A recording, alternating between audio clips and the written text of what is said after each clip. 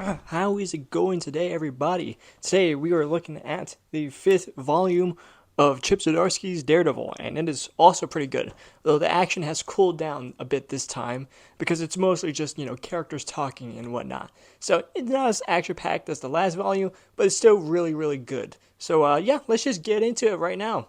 Obviously, I liked it, or else I wouldn't be so excited. As you can see, I'm just so terribly excited. But yeah, pretty good. So let's get into it.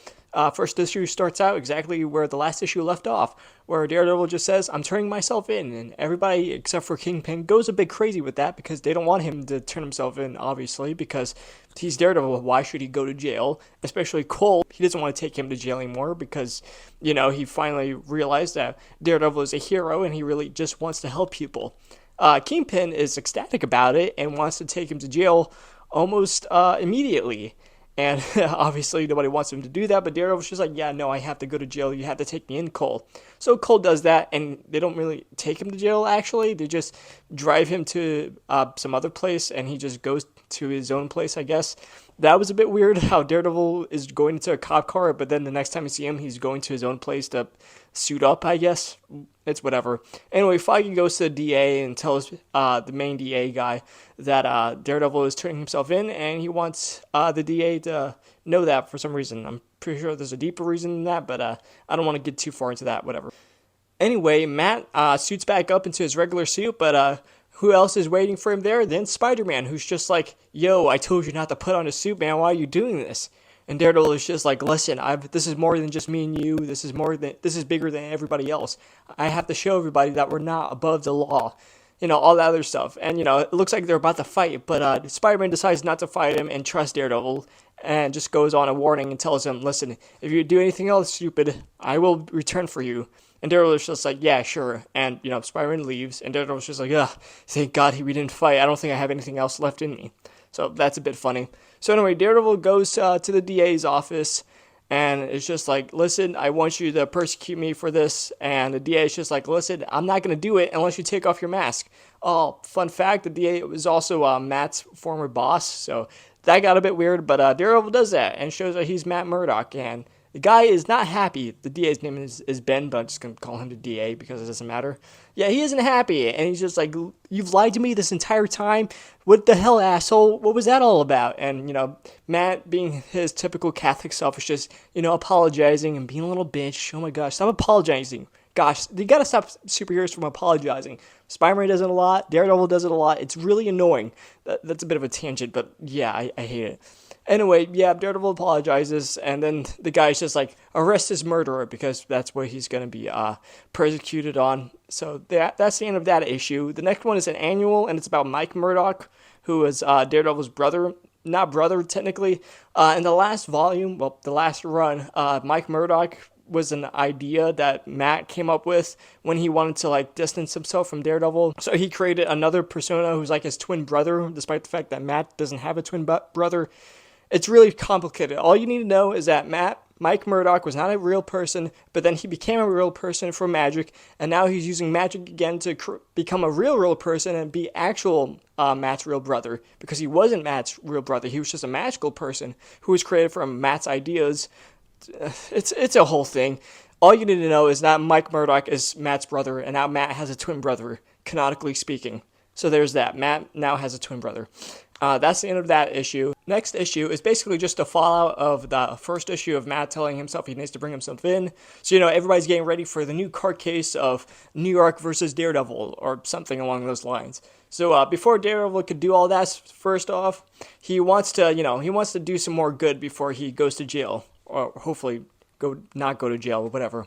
So, first he takes out some guys who are selling weapons illegally, and then he calls up Iron Man. And you see, he wants Iron Man to do something a bit crazy. He wants him to buy Hell's Kitchen, because the Strowmans, that's what's going to happen. The Strowmans also want to buy Hell's Kitchen because Hell's Kitchen is for sale. I didn't know you could sell an entire block, but apparently you can. So Matt wants Tony to buy it from before the Strowmans could buy it.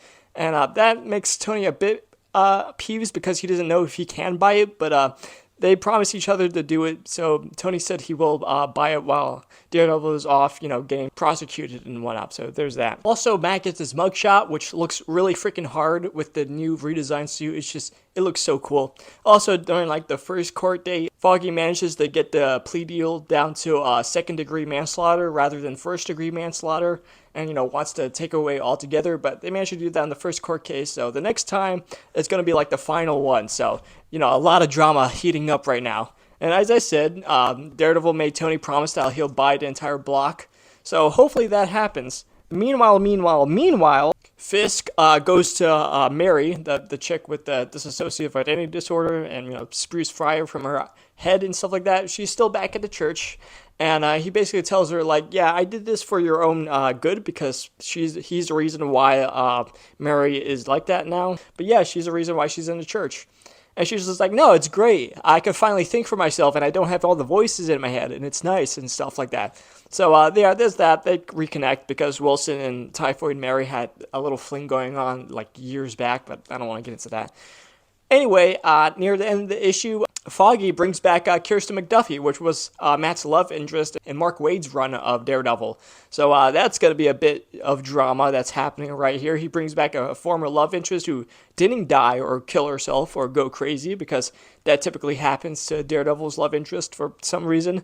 It's actually pretty insane how many people died or went insane or committed suicide, or, come to think of it, Matt has probably the worst love life ever.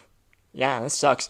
If you're ever in a Marvel comic, try not to be Daredevil's love interest, because you will die, or you'll go crazy, or something along those lines. Anyway, it's pretty crazy. Also, during that whole plot line where McDuffie and Matt were together, everybody knew Matt's identity. I think I told you about this with like the whole purple children thing and the reason why he has his secret identity back. But anyway, she doesn't know he's Daredevil anymore. But she's doing this because she still likes Daredevil, even though her and Matt kind of broke off on really bad terms or whatever.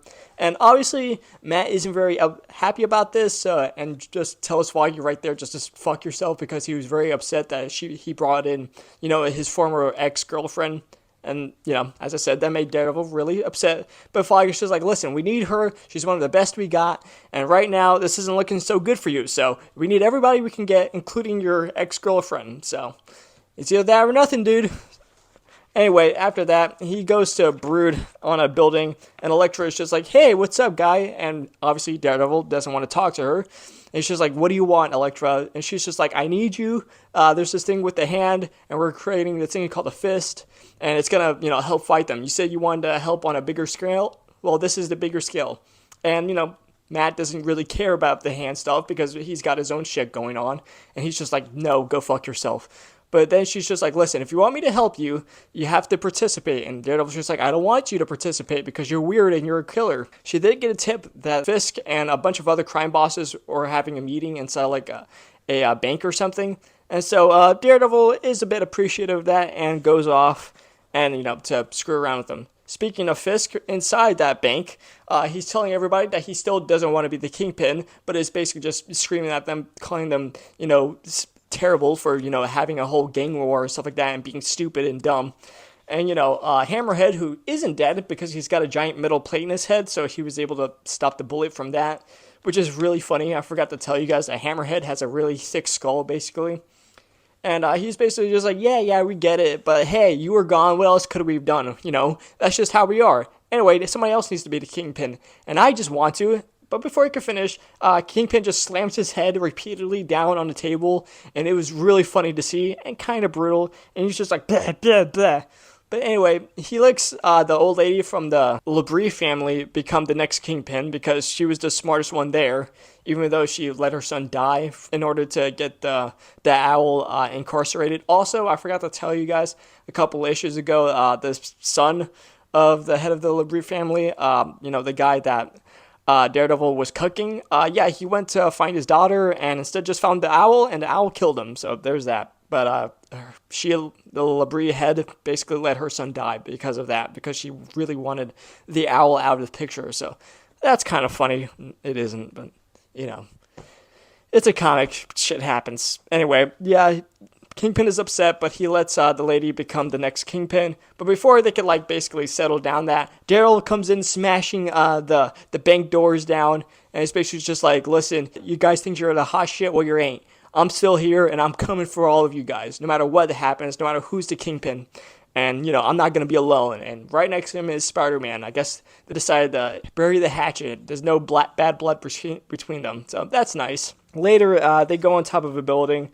And Spider-Man is basically just apologizing to Daredevil, saying that he understood what it's like because he's also accidentally killed someone, but he didn't go to jail for it because it was a while ago. It was during this whole, like, Wolverine Spider-Man crossover event that happened in, like, the 80s, I believe.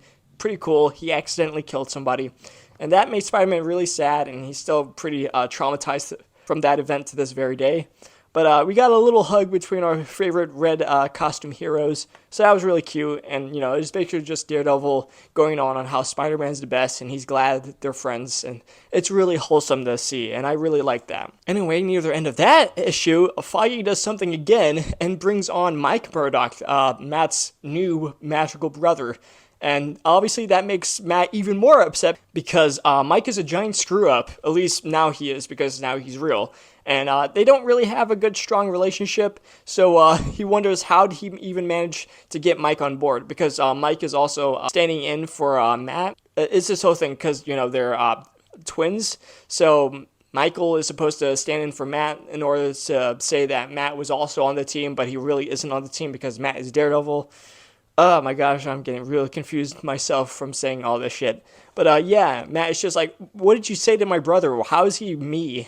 And Foggy's just like, I just said you were in rehab. And that makes Matt even more upset because that's basically saying that Matt is a drug addict, which he kind of was, especially at the start of this issue with the painkillers and shit like that. But yeah, it wasn't really looking too good. Also, Mike tried to hit on Matt's ex-girlfriend, which was really weird and kind of sleazy, but Mike is basically a giant sleaze in this run. And Matt just warns Mike to not be a weirdo and to stay away from her. And Mike is just like, shove it, dude. Stop being a weirdo. Also, I'm just doing it because my brother is a junkie and I'm getting paid for this and all this other stuff and whatnot. So anyway, the court date comes. They go on and on about like how Daredevil's a hero. He's not really a murderer, and you can't put him behind bars. But at the end of it, Daredevil's just like, no, you can, and he puts himself behind bars. He literally just says that I plead to second-degree manslaughter, and they put him in jail. So that's crazy. Also, near the end of this issue, Tony wasn't able to buy Hell's Kitchen for some reason. Somebody else bought it and he didn't know who it was. It wasn't the strong winds. He doesn't know who it was. That puts a lot of stress on Matt, especially during the court date. Anyway, the last issue of this volume, Electra goes to visit Daredevil in jail. He also still has his mask on because superheroes can still have their mask on despite being in jail. So that's nice of the jail. But yeah, Matt is now in jail, so Electra goes to visit him and is basically just like, listen, I could break you out and we could take out the hand together. And Matt's just like, no, screw you. You're a murderer. I don't ever want to work with you. I don't want to see you ever again. And she's just like, stop being a child, Matt. You say you want to work for something greater? This is something greater. The hand is literally trying to destroy the world and something, and you got to help me stop that. And Matt's just like, nope, I don't trust you. I don't know what to say to you. So he's basically just like, if you want my trust, you got to earn it. So Electra goes out to Hell's Kitchen, and it's revealed that she's the one who actually bought Hell's Kitchen because she knows how much it means to Matt. And she decides, okay, if you want trust, I'll build your trust. And she goes out and becomes the new Daredevil. So yeah, now Electra is the new Daredevil. Pretty cool, huh? I mean, I thought it was cool. The suit looks pretty sick. I really like the whole scarf thing she got going on with that too. But yeah, this was a really, really cool issue. I liked it a lot. I liked pretty much everything about it. The whole courtroom stuff and, Daredevil deciding to go to jail because he thinks that's the right thing to do, even though, technically speaking, nothing's going to happen to his personal life because, Daredevil's going to jail, not Matt Murdock. So it's a bit of an empty statement, but whatever. I like the idea of it. But yeah, this is a really sick volume, and I hope you guys get into it too.